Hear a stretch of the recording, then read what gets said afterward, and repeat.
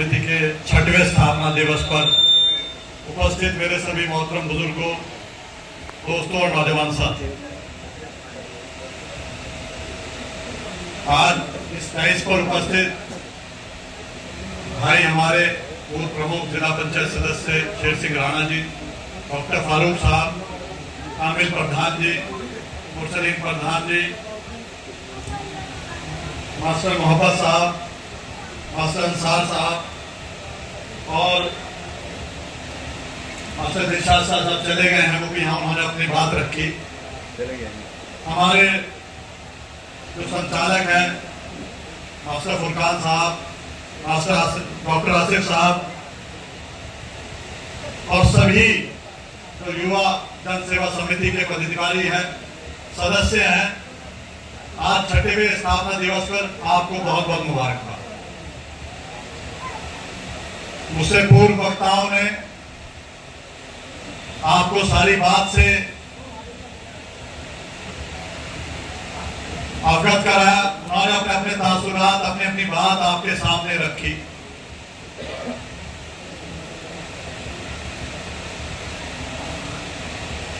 युवा जन सेवा समिति को बने 6 वर्ष हो गए। इस दौरान कोरोना काल भी आया, बहुत से ऐसे मुद्दे आए जिसमें इस समिति के सदस्य द्वारा बहुत अच्छी तरीके से इंसानियत के नाते लोगों की मदद करनी चाहिए और करी। मैं इसके लिए इनको बधाई देना चाहता हूं और मैं गुजारिश करूंगा इस समिति से, जैसे ठाकुर शेर सिंह राणा साहब ने कहा कि आप एक अपना कोई गाइडलाइन तैयार करें जिससे आप समाज को, हर वर्ग को, समाज के हर वर्ग को आप कुछ ना कुछ फायदा पहुंचा सकें। फायदा इस तरीके से जैसे हर बोलने वाले ने यहां पर शिक्षा का जिक्र किया, कहा कि पढ़ो, तो यहां ज्यादातर तादाद मुसलमान लोगों की बैठी है। ऐसा मैं इस्लामपुर में बैठा हूं, मैं, आप लोग मेरे साथ मौजूद हैं। तो इस्लाम के मानने वालों के लिए कुरान जो है ऐसी किताब है जिसे हर मुसलमान मानता है। कुरान में अगर पहला अल्फाज है तो उसका नाम है इकरा, यानी पढ़ो, यानी नॉलेज हासिल करो।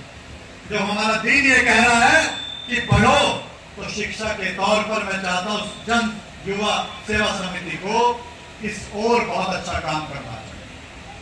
शिक्षा वाकई एक समाज के लिए बहुत बड़ी चीज। शिक्षित व्यक्ति का सोचने का तरीका अलग होता है और शिक्षा आपको बहुत बुराइयों से बचाती है। तो शिक्षा पर अवश्य समिति को काम करना चाहिए। समाज में बहुत कुरीतियां हैं, बहुत सारे ऐसे काम समाज में आ गए हैं जो पहले नहीं हुआ करते। ऐसी प्रथा चल पड़ी है जो पहले नहीं हुआ करते। ऐसे काम होने लगे हैं जो भाई से भाई को लड़ाते। तो इन चीजों को रोकने के लिए आप लोगों के बीच में जाएं, आप लोग उनसे बात करें, आप समाज का सुधार करें।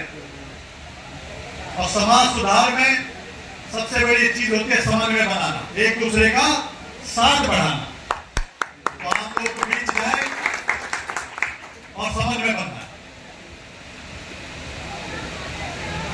ये हिंदुस्तान है, यहाँ हिंदू, मुसलमान, सिख और ईसाई हमेशा से प्यार से, मोहब्बत से रहते आए। जब जंग आजादी का मामला था तो हिंदुस्तान में जब 1857 की क्रांति आई तो शामली का यह खित्ता सबसे आगे रहा। यहां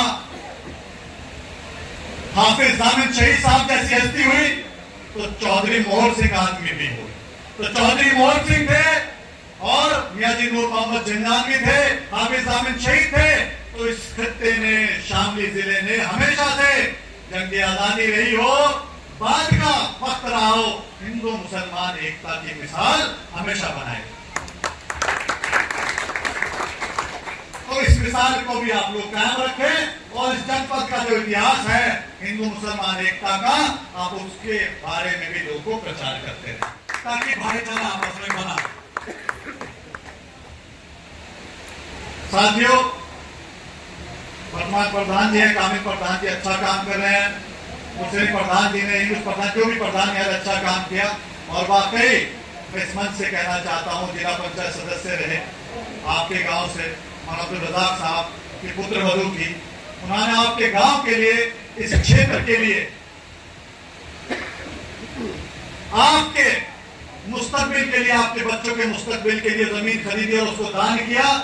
और उसको दान करने के बाद उसका ये अंजाम रहा कि आपके इलाके में राजकीय इंटर कॉलेज बन गया। प्रधान जी ने एक बात रखी गांव की तरफ से कि हमारे नेता, राष्ट्रीय लोकदल के राष्ट्रीय अध्यक्ष, वर्तमान में कौशल विकास के स्वतंत्र प्रभार के राज्य मंत्री और शिक्षा विभाग के राज्य मंत्री भारत सरकार में, वो चाहते हैं कि उनके सामने ये प्रस्तावना रखूं कि जो यहाँ राजकीय इंटर कॉलेज का निर्माण हुआ है उसमें शिक्षकों की तैनाती और बच्चों की पढ़ाई के लिए अगले सत्र में तैनाती हो जाए। मैं आपसे वादा करता हूं कि मैं अपने नेता के सामने इस बात को पूरी ईमानदारी से रखूंगा और मैं चाहूंगा